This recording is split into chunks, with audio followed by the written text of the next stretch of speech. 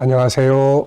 김성길 목사와 함께하는 예수님 이야기 제4단원의 이 시간 730회가 되겠습니다. 주제는 주의 오심을 기다리는 성도들이 준비해야 될 것 세 번째입니다. 섬기고 나눌 것. 자, 본문은 마태복음 25장 31절로 46절입니다. 인자가 자기 영광으로 모든 천사와 함께 올 때에 자기 영광의 보좌에 앉으리니 모든 민족을 그 앞에 모으고 각각 구분하기를 목자가 양과 염소를 구분하는 것 같이 하여 양은 그 오른편에 염소는 왼편에 두리라. 그때 임금이 그 오른편에 있는 자들에게 이르시되 내 아버지께 복받을 자들이여 나와 창세로부터 너희를 위하여 예비된 나라를 상속받으라. 내가 줄일 때 너희가 먹을 것을 주었고 목마를 때 마시게 하였고 나그네 되었을 때 영접하였고 헐벗었을 때 옷을 입혔고 병들었을 때 돌보았고 옥에 갇혔을 때 와서 보았느니라. 이에 의인들이 대답하여 이르되 주여 우리가 어느 때에 주께서 줄이신 것을 보고 음식을 대접하였으며 목마르신 것을 보고 마시게 하였나이까. 어느 때에 나그네 되신 것을 보고 영접하였으며 헐벗으신 것을 보고 옷 입혔나이까. 어느 때에 병드신 것이나 옥에 갇히신 것을 보고 가서 배웠나이까 하리니 임금이 대답하여 이르되 내가 진실로 너희에게 이르노니 너희가 여기 내 형제 중에 지극히 작은 자 하나에게 한 것이 곧 내게 한 것이니라 하시고 또 왼편에 있는 자들에게 이르시되 저주를 받은 자들아 나를 떠나 마귀와 그 사자들을 위하여 예비된 영원한 불에 들어가라. 내가 줄일 때 너희가 먹을 것을 주지 아니하였고 목마를 때 마시게 하지 아니하였고 나그네 되었을 때 영접하지 아니하였고 헐벗었을 때 옷 입히지 아니하였고 병들었을 때와 옥에 갇혔을 때 돌보지 아니하였느니라 하시니 그들도 대답하여 이르되 주여 우리가 어느 때에 주께서 줄이신 것이나 목마르신 것이나 나그네 된 것이나 헐벗으신 것이나 병든 것이나 옥에 갇힌 것을 보고 공양하지 아니하더이까. 이에 임금이 대답하여 이르시되 내가 진실로 너희에게 이르노니 이 지극히 작은 자 하나에게 하지 아니한 것이 곧 내게 하지 아니한 것이니라 하시리니 그들은 영벌에 의인들은 영생에 들어가리라 하시니라. 아멘. 자, 예수님께서 주님의 오심을 기다리는 성도들이 준비해야 될 것 세 가지를 말씀하셨죠. 첫째는 성령 충만, 둘째는 사명 감당, 셋째는 나누고 섬기는 일입니다. 이 시간에는 세 번째 이야기를 나누겠습니다. 자, 주님이 세상에 오시면 하나님 나라가 완성이 됩니다. 택한 백성들이 다 구원받아서 그 나라를 기업으로 얻죠.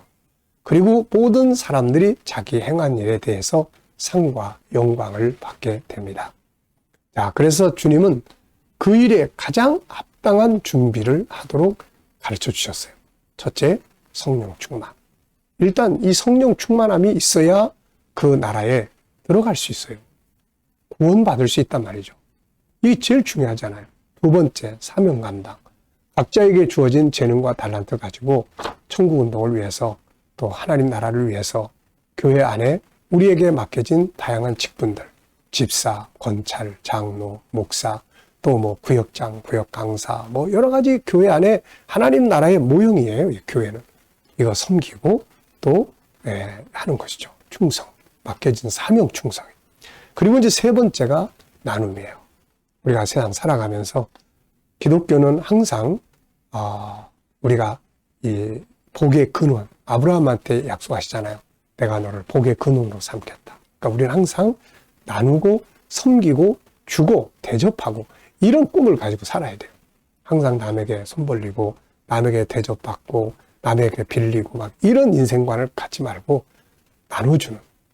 이게 결국은 선교고 이게 결국은 이게 헌신이고 씨를 뿌리는 거고 축복의 씨앗이고 그런 거거든요. 항상 그래서 나누는 꿈을 가지고 우리는 살아야 합니다. 제가 이 말씀이 너무 좋아가지고 제 선교적 비전을 가지고 이 인생을 이렇게 살기 시작을 한 거예요. 내가 너를 모든 사람에게 나누어주는 축복이 너를 통해서 흘러갈 거다. 그래서 이 세 번째는 하나님이 우리에게 주신 재물을 가지고 나 혼자만 먹고 사는다가 끝나는 게 아니라 섬기고 나누는 거예요. 여기 보면은 예수님께서 내가 헐벗을 때, 내가 목마를 때, 내가 옥에 갇혔을 때, 내가 굶주릴 때 너희가 날 대접했다. 언제 주님이 우리한테 오셨습니까? 그랬더니 여기 있는 내 형제 중에 지극히 작은 자 중에 하나에게 한 것이 내게 한 것이다. 자, 우리는 이걸 크게 보면 일반적인 구제의 삶 이렇게도 말할 수 있지만은 이 본질과 관계된 내용으로 보면 예수님의 형제들이에요. 하나님 나라 운동을 위해서 그 나라를 위해서 살아가는 그 나라의 백성들입니다. 그래서 그 나라의 백성들을 섬기고 돕고 나누고 그 나라를 위해서 일하는 하나님의 종들이 힘들고 어려울 때 그들을 돕고 섬기는 이런 삶을 가리키고 있는 것이에요. 자, 주님은 주님 나라를 위해서 일하는 일꾼들을 섬기는 자들을 주님을 섬기는 자들이라고 하셨습니다. 마태복음 10장 40절을 보면은 10장 40절을 보면은 너희를 영접하는 자는 나를 영접하는 것이요 나를 영접하는 자는 나를 보내신 이를 영접하는 것이다. 선지자의 이름으로 선지자를 영접하는 자는 선지자의 상을 받을 것이고 의인의 이름으로 의인을 영접하는 자는 의인의 상을 받을 것이요 또 누구든지 제자의 이름으로 이 작은 자 중 하나에게 냉수 한 그릇이라도 주는 자는 내가 진실로 너희에게 이르노니 그 사람이 결단코 상을 잃지 아니하리라 하시니라. 아멘. 자, 예수님이 제자들을 파송하실 때, 야, 너희가 복음을 전하러 다닐 때 너희를 영접하는 자들이 있을 거야. 너희를 섬기는 자들이 있을 거다. 그들도 너희와 동일한 상을 받게 될 것이다. 자, 우리는 이것을 간접 사역자다 이렇게 이야기를 합니다. 그러니까 여기에서 나오는 이 말씀은 그냥 일반적인 구제활동 이 개념이 아니고 하나님의 나라, 그 나라를 위해서 일하고 수고하는 많은 사람들 있잖아요. 그 나라의 백성들, 그 형제 자매들 아닙니까? 그래서 이들이 어려울 때 그들을 도와주고 그들이 갇혀 있을 때 가서 살펴봐주고 그들이 병들었을 때 치료할 수 있도록 도와주고 그 나라를 위해서 일하는 하나님의 종들과 하나님의 일꾼들과 그 나라의 백성들에게 내가 가진 것을 나누라고 말씀을 하신 겁니다. 이 너무 당연한 일이고 이게 이제 정말로 소중한 일이죠. 저는 이 말씀을 볼 때마다 항상 생각나는 게 옛날에 독립운동을 우리나라에서 많은 사람들이 했잖아요. 이 사람들 막 직접 만주벌판에 가서 싸우고 독립운동할 때 그들의 가족을 돌봐주고 그들의 자녀들을 돌봐주고 그들이 필요한 군자금을 대주고 이런 보이지 않게 이렇게 나눴던 사람들이 많았거든요. 이들이 바로 한국의 독립을 위해서 같이 일한 사람들이잖아요. 반면에 자기들의 이익을 위해서 그런 사람들을 고발하고 자기밖에 모르고 이런 사람들을 매국노라고 하는 겁니다. 우리는 천국운동을 위해서 천국운동의 백성들이 됐어요. 그 나라가 임할 때까지 그 나라를 위해서 우리는 살아가는 사람들입니다. 그런데 직접적으로 그 나라의 복음을 위해서 일하고 살아가는 사람들이 있는가 하면 또 이들의 힘든 상황들을 옆에서 돕고 나눔으로써 함께하는 사람들이 있어요. 이들을 간접 사역자. 사도 바울은 이들을 하나님 나라를 위해서 함께 역사하는 자들이라고 이야기를 했어요. 골로새 4장 11절에 보면 유스도라 하는 예수도 너희에게 문안하느니라. 그들은 할례파이나 이들만은 하나님 나라를 위하여 함께 역사하는 사람들이니 이런 사람들이 나의 위로가 되었느니라. 사도 요한은 또 이런 사람들을 진리를 위해서 함께 일하는 자들이라고 기록을 하고 있습니다. 요한 3서 1장 8절에 보면 그러므로 우리가 이 같은 자들을 영접하는 것이 마땅하니 이는 우리로 진리를 위하여 함께 일하는 자가 되게 하려 함이니라. 네, 진리를 위해서 함께 일하는 사람이에요. 이 사람이 누굽니까? 바로 가이오거든요. 이 가이오는 그 지역에 복음 전하러 오는 전도자들이 있으면 다 자기 집에다 모셔요, 이렇게. 그리고 그들이 먹을 것을 제공하고 갈 때는 그들의 교통비를 지출해주고 그러면서 직접 전도를 하러 다니는 건 아닌데 그렇게 간접적으로 전도자들을 섬기고 대접한 거예요. 그래서 사도 요한이 그 말을 듣고 너무 감동이 된 거예요. 그래서 편지를 보내서 가이오 형제요, 내 영혼이 잘된 같이 네가 범사가 잘되고 네가 강건하기를 내가 진심으로 간구한다. 이게 주의 종들 사도 요한에게 얼마나 큰 위로가 됐겠어요. 주님께 얼마나 큰 기쁨이 됐겠습니까?